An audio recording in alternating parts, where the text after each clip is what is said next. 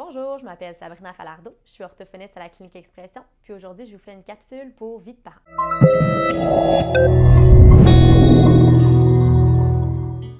Aujourd'hui, je voulais vous parler des difficultés langagières chez les adolescents. En tant qu'orthophoniste, on se fait souvent demander est-ce que ça se peut que mon adolescent ait des difficultés langagières depuis qu'il est rentré au secondaire alors qu'on n'avait rien vu avant? Eh bien, la réponse, c'est oui. Ça se peut parce que les exigences langagières sont beaucoup plus élevées au secondaire. On utilise des termes plus abstraits, donc c'est plus difficile des fois de comprendre certains concepts. Et les formulations de phrases sont aussi plus complexes, ce qui est aussi plus difficile à comprendre.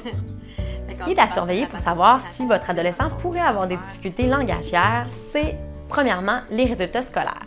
Un adolescent qui a de la difficulté à l'école, ça pourrait être un signe qu'il y a des difficultés langagières, mais il y a aussi d'autres indices qu'on peut surveiller. Ce que vous pouvez observer chez votre adolescent, c'est est-ce qu'il cherche ses mots, est-ce qu'il utilise des termes imprécis ou vagues comme le truc, la chose, beaucoup quand il parle? Est-ce qu'il va faire des phrases qui sont plutôt courtes, autant quand il parle ou quand il va faire des productions de texte?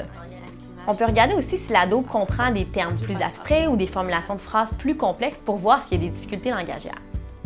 C'est aussi possible que l'ado ait de la difficulté en lecture et en écriture. Ça se pourrait qu'il fasse des erreurs en lecture, que sa lecture soit plutôt lente et qu'au niveau de l'orthographe, ça soit difficile pour lui d'orthographier les mots correctement. L'ado pourrait aussi avoir de la difficulté à raconter une histoire, à suivre un fil conducteur puis à enchaîner ses idées clairement pour qu'on comprenne le message. Finalement, on peut aussi regarder si l'adolescent a tendance à prendre l'initiative de la conversation, parce qu'un adolescent qui a de la difficulté souvent ne va pas prendre beaucoup d'initiative en conversation. Si vous observez une ou plusieurs de ces difficultés chez votre adolescent, je vous conseille tout d'abord de parler à l'enseignant pour voir qu'est-ce qu'il en pense et quelles difficultés lui il remarque en classe.